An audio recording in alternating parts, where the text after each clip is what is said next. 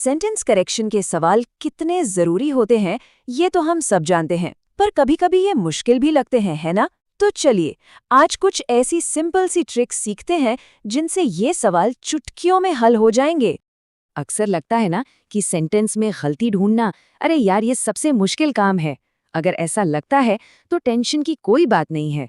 अच्छी खबर ये है कि कुछ सही तरीकों से ये काम बहुत बहुत आसान हो जाता है। देखते हैं कैसे। तो किसी भी सेंटेंस को चेक करने का सबसे बेस्ट तरीका क्या है? एक ग्रामर चेकलिस्ट, मतलब अपने दिमाग में एक लिस्ट बना लो कि क्या क्या देखना है। इससे आप सीधा उन जगहों पर फोकस कर पाएंगे जहां अक्सर गलतियां छिपी होती हैं। आइए देखें इस चेकलिस्ट में क्या क्या होना चाहिए। तो देखिए, ये है वो 5 एरिया जहां 90% से ज्यादा गलतियां मिलती हैं। Tense, subject verb agreement, article, preposition और डिग्री। बस इनको अपनी मेंटल चेकलिस्ट बना लीजिए। अब हम फोकस करेंगे उन 4 सबसे असरदार ट्रिक्स पर जो इन्हीं गलतियों को पकड़ने में मदद करेंगी।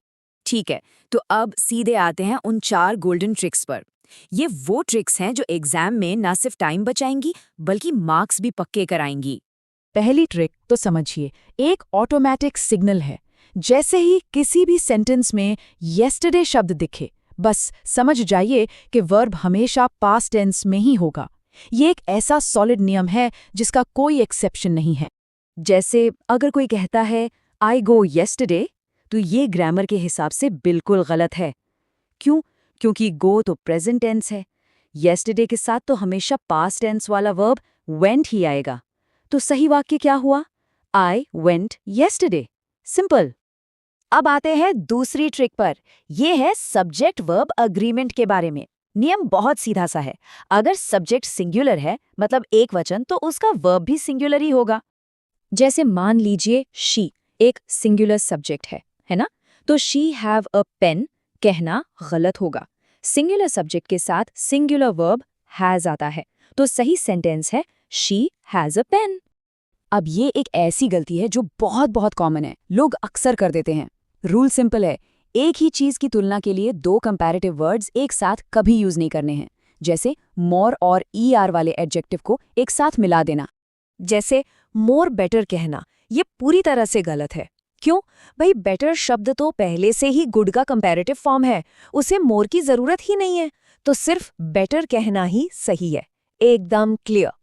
और अब हमारी चौथी और आखिरी ट्रिक याद रखिए, जब भी किसी सेंटेंस में डिड का इस्तेमाल होता है, चाहे वो सवाल हो या नेगेटिव सेंटेंस, उसके बाद हमेशा हमेशा वर्ब की फर्स्ट फॉर्म यानी कि बेस फॉर्म V1 ही आती है।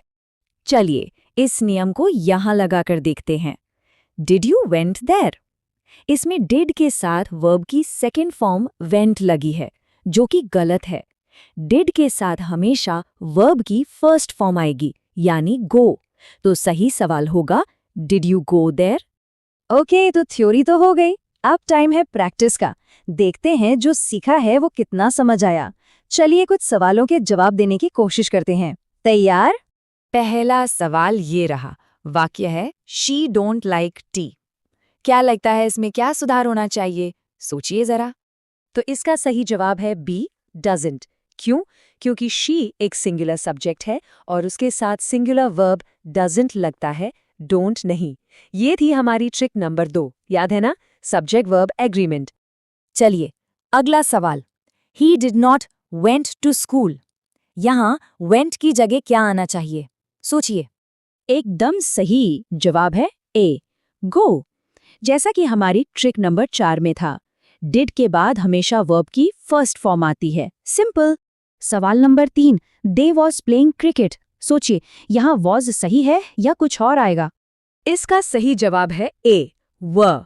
क्योंकि डे एक प्लूरल सब्जेक्ट है, मतलब एक से ज्यादा लोग, तो उसके साथ प्लूरल वर्ब व का इस्तेमाल होगा, सिंगुलर वॉज का नहीं।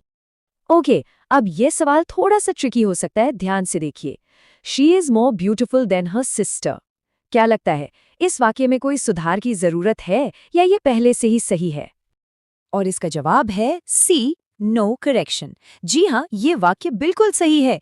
जो लंबे एडजेक्टिव्स होते हैं जैसे ब्यूटीफुल, उनका कंपैरेटिव मोर ब्यूटीफुल ही होता है। ये डबल कंपैरेटिव वाला केस नहीं है। और ये रहा क्विज का आखिरी सवाल। I have seen him yesterday. इसमें क्या गलती है? ध्यान से देखिए, एक बहुत बड़ा क्लू है। इसका सही जवाब है ए 100। याद है हमारी सबसे पहली ट्रिक, जैसे ही येस्टरडे शब्द दिखे मतलब सिंपल पास्ट टेंस, तो हैव सीन की जगह वर्ब की सेकंड फॉर्म 100 आएगी। तो चलिए इन 4 गोल्डन रूल्स को फटाफट से रिकैप कर लेते हैं। रूल नंबर 1, येस्टरडे दिखा मतलब पास्ट टेंस।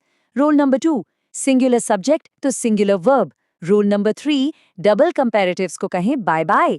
और रूल नंबर 4, डिड के बाद हमेशा वर्ब की फर्स्ट फॉर्म। बस एक बात हमेशा याद रखिए, एग्जाम में सफलता इन्हें छोटी छोटी बातों पर टिकी होती है। ये छोटी गलतियां ही बड़ा असर डालती हैं। इन ट्रिक्स को अपनी प्रैक्टिस का हिस्सा बनाइए और फिर देखिए कैसे आपका स्कोर और कॉन्फिडेंस दोनों आसमान छूते हैं।